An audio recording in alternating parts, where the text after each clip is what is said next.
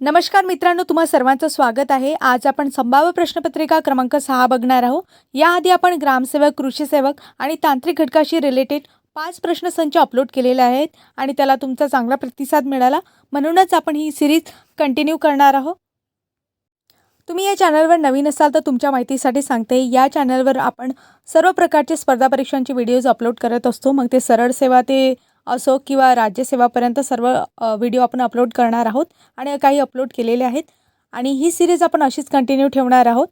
म्हणून तुम्ही जर चॅनलवर नवीन असाल तर चॅनलला नक्कीच सबस्क्राईब करा, सोबतच बेल आयकॉनला प्रेस करा, म्हणजे असेच नवनवीन व्हिडिओ तुम्हाला मिळत राहतील. आपल्याला माहिती आहे आपण या सिरीजमध्ये काय करतो, एका प्रश्नासोबत त्याच्या आजूबाजूची माहितीसुद्धा कव्हर करतो, म्हणून आपला बेस एकदम पक्का होण्यास मदत होते.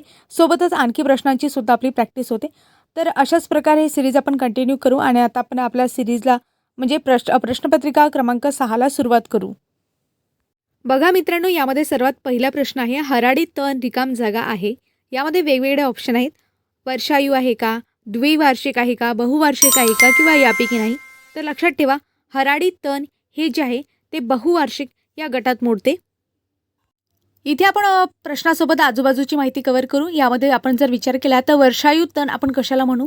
लक्षात ठेवा, जर एखाद्या तणाला त्याची लाईफ सायकल कंप्लीट करण्यासाठी, म्हणजे लाईफ सायकल म्हणजे कशी, त्याला उगवण्यापासून त्याला बिया येईपर्यंत जी काही लाईफ स्टेजेस असतात, सायकल असते, ती कंप्लीट होण्यासाठी जर एका सीझनची गरज असेल तर ते झालं वर्षायू. वर्षायू तणाच्या गटामध्ये मोडेल ते. आणि त्यामध्ये आपण एक्झाम्पल जर बघितले, त्यामध्ये खरीपचे जर बघितले तर आघाडा, दुधानी, आणि रब्बीचे जर प्रामुख्याने बघितले त्यामध्ये वसंतवेल, चांदवेल, रानपैजी इत्यादींचा समावेश होतो. द्विवार्षिक तण आपण कशाला म्हणू, ज्याचे लाईफ सायकल कंप्लीट होण्यासाठी त्याला 2 सीझनची गरज असते. त्यामध्ये म्हणजेच उगवण्यापासून ते बिया येण्यापर्यंत त्याला 2 सीझन लागतात. त्यामध्ये प्रामुख्याने एक्झाम्पल आपण बघितलं तर रान, गाजर याचा समावेश होतो. नंतर आहे बहुवार्षिक तणे. बहुवार्षिक तणामध्ये आपण एक्झाम्पल बघितले तर कस, लवाडा, घाणेरी, हराळी, कुंदा इत्यादींचा समावेश होतो. पुढील प्रश्न आहे, आळू खाताना घसा खवखवतो कारण त्यामध्ये रिकाम जागा द्रव्याचे प्रमाण जास्त असते. त्यामध्ये ऑप्शन आहे allyl propyl disulphide, anthocyanin, calcium oxalate raphides and capsaicin. याचा ऑप्शन क्रमांक 2 हे उत्तर होईल. कॅल्शियम ऑक्झॅलेट रॅफाइड्समुळेच आळू खाताना घसा खवखवतो, म्हणून ऑप्शन क्रमांक 2 बरोबर. आता आपण आजूबाजूची माहिती बघू. लक्षात ठेवा, ऑप्शन क्रमांक 4 मध्ये आपल्याला कॅप्सेसिन दिलेलं आहे. कॅप्सेसिन आपण जर बघितलं तर ते प्रामुख्याने आपल्याला चिलीमध्ये आढळून येते. चिली म्हणजेच मिरच्यांमध्ये आढळून येते आणि कॅप्सेसिन नावाच्या या कंटेंटमुळेच काय होते, चिलीला पंजन्सी म्हणजेच तिखटपणा प्राप्त होतो. आणि दुसरं असते कॅप्सेथिन नावाचं कंटेंट. कॅप्सेथिन नावाच्या कंटेंटमुळे मिरच्यांना लाल रंग प्राप्त होतो. या ऑप्शनमध्ये पुढचा घटक आहे मित्रांनो अँथोसायनिन. आता अँथोसायनिन हा कंटेंट आपल्याला कुठे पाहायला मिळतो. लक्षात ठेवा, अँथोसायनिन तसा बघितलं तर रेड पर्पलिश कलरचा असा पिगमेंट असतो आणि तो प्रामुख्याने जर आपण विचार केलं तर रेड पर्पलिश ग्रेप्समध्ये, त्याच्यानंतर ॲपलमध्ये वरची जी शेल असते त्यामध्ये, नंतर आपण बघितलं तर पर्पल कॉलीफ्लॉवर आपल्याला पाहायला मिळते, रेड ऑनियन आपल्याला पाहायला मिळते. या सगळ्यांमध्ये आपल्याला अँथोसायनिनचं कंटेंट पाहायला मिळते. आणि अलील प्रोपाइल डायसल्फाइड हे जे कंटेन आहे, हे जे कंटेन आपल्याला ऑनियन म्हणजेच कांद्याच्या ऑइलमध्ये आपल्याला पाहायला मिळते. म्हणून ह्या सगळ्या गोष्टी बारकाईने लक्षपूर्वक ऐका आणि नोट करून ठेवा. ह्या ऑब्जेक्टिव्हमध्ये विचारलेल्या आहेत आणि नेहमी यावरच प्रश्न पडतात. आता पुढचा प्रश्न पाहू. पुढचा प्रश्न आहे, भारतात कोणत्या प्रकारच्या खतांचा वापर मोठ्या प्रमाणात केला जातो. यामध्ये ऑप्शन आहेत स्फुरद, पालाश, नत्रयुक्त आणि यापेक्षा काही वेगळं उत्तर.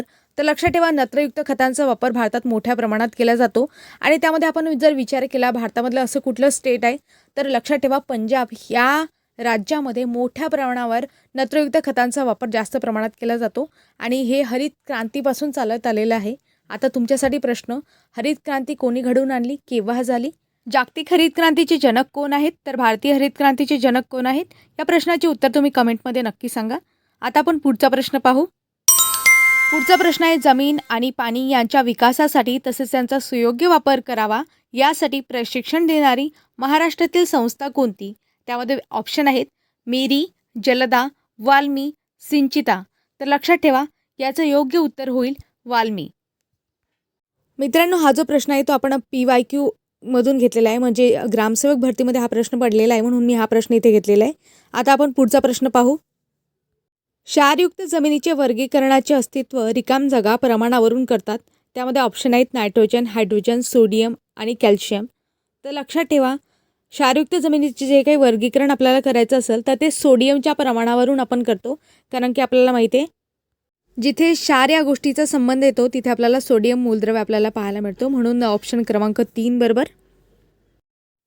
आता पुढचा प्रश्न पाहू. पुढचा प्रश्न आहे टोमॅटोच्या फळाला लाल रंग कशामुळे येतो? यामध्ये ऑप्शन आहेत कॅप्सेसिन, लायकोपीन, अँथोसायनिन, अलिल प्रोपाइल डायसल्फाइड.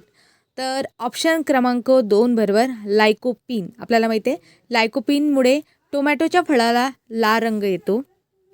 आणि इथे बाकीचे जे ऑप्शन आहे कॅप्सेसिन आहे, अँथोसायनिन आहे, अलिल प्रोपाइल डायसल्फाइड याची माहिती आपण प्रश्न क्रमांक 2 मध्ये चांगल्यारीत्या घेतली. महाराष्ट्रात केसर आंबा निर्यातीसाठी एक्सपोर्ट झोन म्हणून कोणता विभाग घोषित करण्यात आलेला आहे? यामध्ये ऑप्शन आहेत पुणे विभाग आहे, नागपूर विभाग आहे, मराठवाडा विभाग आहे, कोकण विभाग आहे. तर लक्षात ठेवा मित्रांनो, आपल्याला माहीत आहे सगळ्यात जास्त आंब्याचे उत्पादन आपण जर बघितलं तर कोकणामध्ये होते. म्हणून ऑप्शन क्रमांक 4 कोकण विभाग याचं बरोबर उत्तर होईल. पुढचा महत्त्वाचा प्रश्न म्हणजे बघा मित्रांनो, मैंद या अवजाराने कोणती कामे केली जातात किंवा करतात? यामध्ये ऑप्शन आहे सऱ्या पाडणे, वखरणी करणे, ढेकडे फोडणे, सरी पाडणे. तर ऑप्शन क्रमांक 3 याचं बरोबर उत्तर होईल. ढेकडे फोडण्यासाठी मैंद या अवजाराचा वापर केला जातो.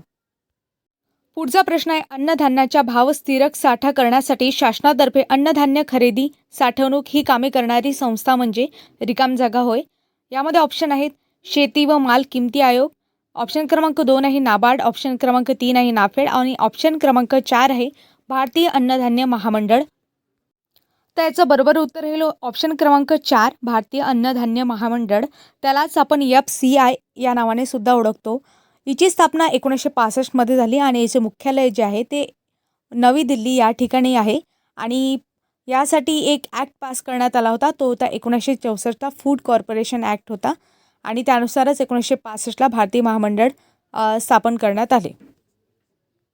येथे नाबार्डचा उल्लेख झालेला आहे म्हणून नाबार्डबद्दल थोडक्यात आपण पाहू. नाबार्डची स्थापना 12 जुलै 1982 रोजी झाली आणि त्यावेळेची जी समिती होती ती कोणत्या समितीनुसार झाली असा प्रश्न विचारण्यात येतो. तर शिवरामन समितीनुसार नाबार्डची स्थापना झालेली आहे आणि ही एक शिखर संस्था आहे शेतीविषयक वित्तपुरवठा करण्यासाठी, प्राथमिक वित्तपुरवठा करण्यासाठी. आणि यामध्ये महत्त्वाची गोष्ट म्हणजे आता सध्याचे जे चेअरमन आहेत तर करंटवर प्रश्न विचारला जाऊ शकतो ते कोण आहेत हा प्रश्न मी तुमच्यासाठी सोडते. म्हणून तुम्ही मला कमेंटमध्ये नाबार्डचे सध्याचे चेअरपर्सन कोण आहेत म्हणजेच अध्यक्ष कोण आहेत हे तुम्ही कमेंटमध्ये सांगा. अशाच प्रकारे आपण नाफेडबद्दल पाहू. नाफेड काय आहे बघा, national agriculture cooperative marketing federation of India limited असं त्याला आपण म्हणतो. ही भारतातील कृषी उत्पन्नासाठी विपणन सहकारी संस्थांची सर्वोच्च संस्था आहे आणि ऑक्टोबर 1958 रोजी म्हणजेच 2 ऑक्टोबरला महात्मा गांधीजींच्या जन्मदिनी देशभरातील कृषी उत्पादन आणि वनस्पतीच्या व्यापाराला प्रोत्साहन देण्यासाठी याची स्थापना करण्यात आलेली आहे आणि याचं जे मुख्यालय आहे ते नवी दिल्ली या ठिकाणी आहे. मित्रांनो, अशाच प्रकारे आपण शेतीमाल किमती आयोग याबद्दल थोडक्यात जाणून घेऊ. आता हे बघा, यामध्ये commission for agriculture cost and prices CACP ही जी आहे भारत सरकारची विकेंद्रित एजन्सी आहे आणि त्याची स्थापना 1965 मध्ये कृषी मूल्य आयोग म्हणून करण्यात आली होती.